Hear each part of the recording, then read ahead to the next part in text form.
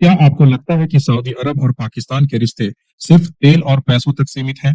अगर हाँ, तो आप एक बहुत ही बड़ी जियोपॉलिटिकल ब्लंडर में हैं।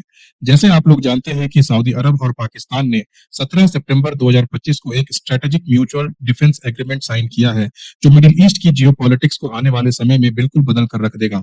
इस डिफेंस पैक्ट की वो एक लाइन जिसने दुनिया भर में सुर्खियां बटोरी हैं और जिसने एक डिबेट को जन्म दिया है, from the Gulf to the Himalayas to reshape strategic playbooks. नमस्कार दोस्तों, अफेयर्स अराउंड द ग्लोब के इस चैनल पर आपका स्वागत है। आज के इस वीडियो में हम इन डेप्थ एनालिसिस करेंगे एक बहुत ही इंपॉर्टेंट जियोपॉलिटिकल इवेंट के बारे में, जो मटेरियलाइज्ड हुआ है between Saudi Arab and Pakistan on 17 सितंबर 2025 को। सऊदी अरब और पाकिस्तान ने साइन किया है एक म्यूचुअल डिफेंस पैक्ट, जिसे एक गेम चेंजर कहा जा रहा है in the geopolitics of middle east and a huge security concern for India. देखिए, 9 सितंबर 2025 की रात को इजराइल की एयरफोर्स कतर के एयर स्पेस को वायोलेट करके दोहा में जाकर बॉम्बिंग करती है, जहां अकॉर्डिंग टू इजराइल हमास के लीडर एक सीज फायर प्रपोजल पे बात कर रहे होते हैं। इस बॉम्बिंग ने पूरे मिडिल ईस्ट को हिलाकर रख दिया, क्योंकि किसी ने भी एंटिसिपेट नहीं किया था कि इजराइल ईरान के बाद कतर की कैपिटल दोहा की भी बॉम्बिंग कर सकता है। यहाँ आपको बता दूं कि कतर को यूएसए की सिक्योरिटी गारंटी मिली हुई है और यूएसए का एक बहुत ही बड़ा एयरबेस दोहा के पास मौजूद है, लेकिन इसके बाद भी इजरायली एयरफोर्स आसानी से दोहा की बॉम्बिंग करके वापस इजराइल आ जाती है। इजराइल के इस स्ट्राइक ने पूरे अरब वर्ल्ड में एक आउटरीच क्रिएट कर दिया और इसके बाद दोहा में एक इमरजेंसी समिट बुलाई जाती है अरब एंड इस्लामिक लीडर्स की, जहां इजरायली अटैक को कंडेम किया जाता है और इस बात पे भी चर्चा होती है कि क्या यूएसए एक भरोसेमंद सिक्योरिटी कवर देता है टू द गल्फ रीजन, या अब कुछ नया करने का समय आ गया है। ठीक इसके बाद सडनली हम देखते हैं कि सऊदी अरब और पाकिस्तान एक म्यूचुअल डिफेंस पैक्ट साइन करते हैं, जिसमें लिखा होता है any aggression against either country shall be considered an aggression against both.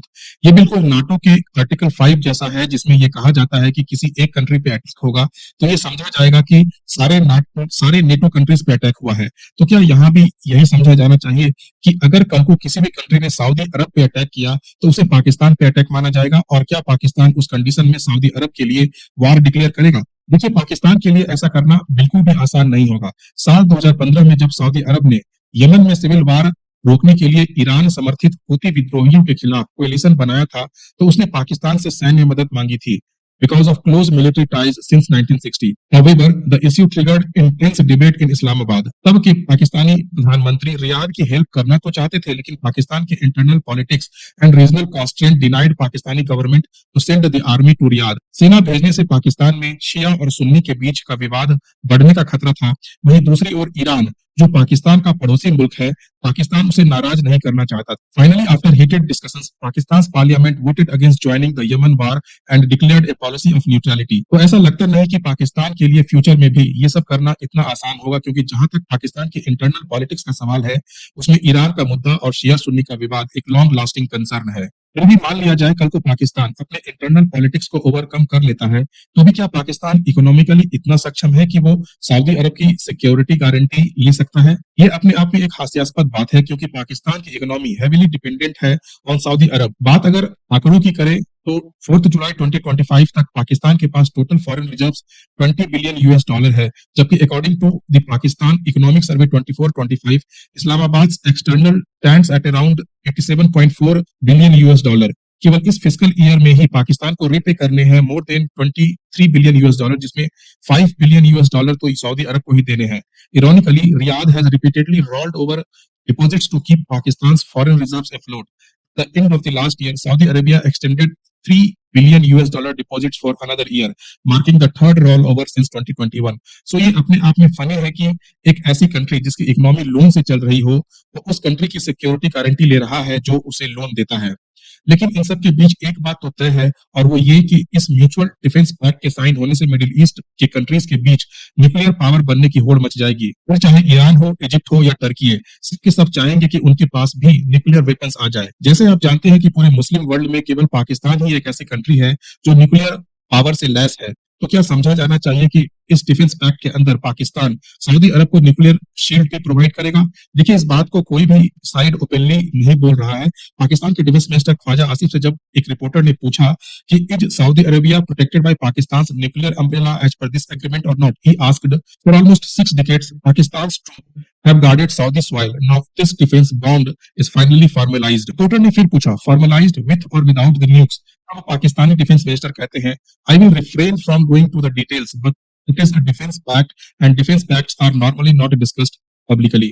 So यहाँ पे ये साफ दिख रहा है कि पाकिस्तान बिल्कुल कंफ्यूज है कि वो सऊदी अरब की रक्षा में न्यूक्लियर वेपन्स का यूज करेगा या नहीं। लेकिन यहाँ पर मैं आपको एक बहुत ही इंटरेस्टिंग फैक्ट के बारे में बताना चाहता हूँ। 2024 में अमेरिकन जर्नलिस्ट बॉब वुडवार्ड, जो व्हाइट हाउस और वार्स पर अपनी इन्वेस्टिगेटिव बुक्स के लिए मशहूर है, ने अपनी किताब वार में एक खुलासा किया था। किताब के मुताबिक सऊदी क्राउन प्रिंस मोहम्मद बिन सलमान एक यूएस सेनेटर को कहते हैं कि अगर मुझे न्यूक्लियर बम चाहिए तो मैं पाकिस्तान से खरीद लूंगा। क्या ये समझा जाना चाहिए कि फ्यूचर में अगर रियाद को न्यूक्लियर शील्ड चाहिए तो वो पैसे के बल पर पाकिस्तान से न्यूक्लियर वेपन्स खरीद सकता है। इस बात से पूरी तरह से इनकार नहीं किया जा सकता है, क्योंकि पाकिस्तान के न्यूक्लियर प्रोग्राम को सऊदी अरेबिया ने बढ़ चढ़कर फंडिंग करी थी और आज के समय पाकिस्तान के इकोनॉमी की जो हालत है उसे ऐसा करने पर मजबूर भी कर सकती है। अब सवाल उठता है कि सऊदी अरब ने आखिर पाकिस्तान को ही क्यों चुना म्यूचुअल डिफेंस पैक्ट के लिए। और भी कंट्रीज हैं जो रियाद को सुरक्षा की गारंटी दे सकती थी, जैसे कि इंडिया, रसिया एंड चाइना। जहां तक इंडिया की बात है तो रियाद को ये अच्छे से मालूम है कि न्यू दिल्ली ऐसे किसी भी म्यूचुअल पैक्ट से अपने आप को दूर रखेगा, क्योंकि उसके तेहरान और तेल अवीव के साथ बहुत ही अच्छे रिलेशंस है। जहां तक रसिया का सवाल है तो रसिया अभी भी यूक्रेन वॉर में उलझा हुआ है और क्रेमलिन रियाद के साथ पैक्ट साइन करके मिडिल ईस्ट में यूएसए के साथ उलझना बिल्कुल भी नहीं चाहेगा। बात करते हैं चाइना की, तो चाइना यहाँ पर एक पोटेंशियल पार्टनर बन सकता था, लेकिन यहाँ पर एक कैच है। जब से ये पैक्ट साइन हुआ है, व्हाइट हाउस की तरफ से इस पैक्ट के अगेंस्ट पे कोई स्टेटमेंट नहीं आया है। तो कहीं ऐसा तो नहीं कि इस पैक्ट को अमेरिकन बैकिंग मिली हो। देखिए, जब से इजराइल ने दोहा की बॉम्बिंग करी है, तब से ट्रंप काफी फ्यूरियस है नेतन्याहू से। So if a hegemonic Israel goes out of control in West Asia, that poses strategic headaches for the Americans.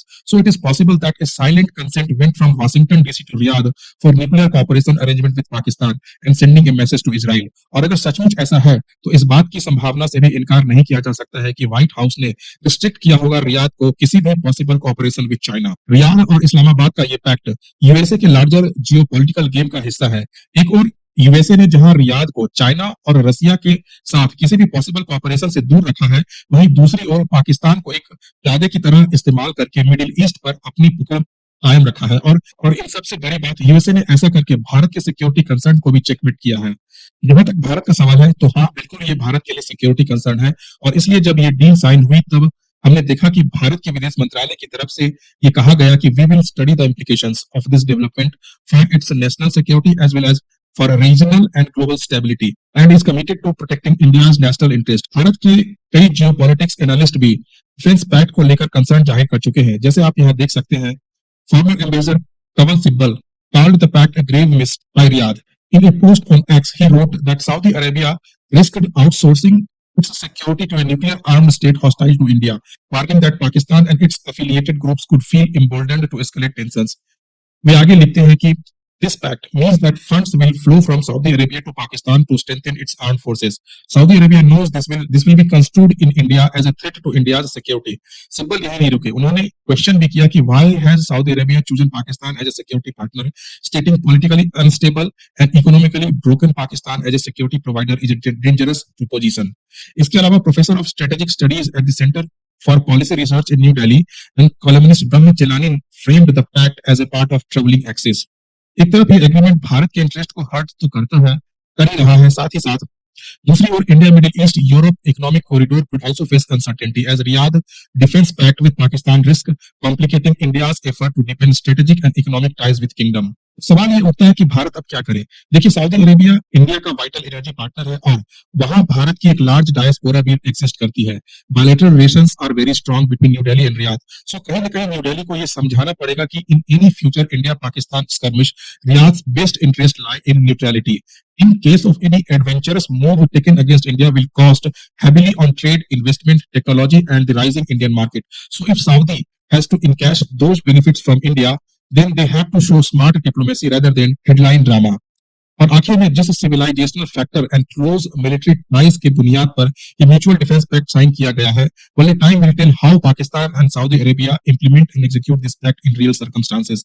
देखना होगा कि क्या ये पैक्ट अरब नाटो के कंसेप्ट को आगे बढ़ाता है या नहीं, क्योंकि मैं आपको बता दूं कि ऑलरेडी इजिप्ट ने अपना इंटरेस्ट शो किया है इस प्रकार के पैक्ट में शामिल होने के लिए।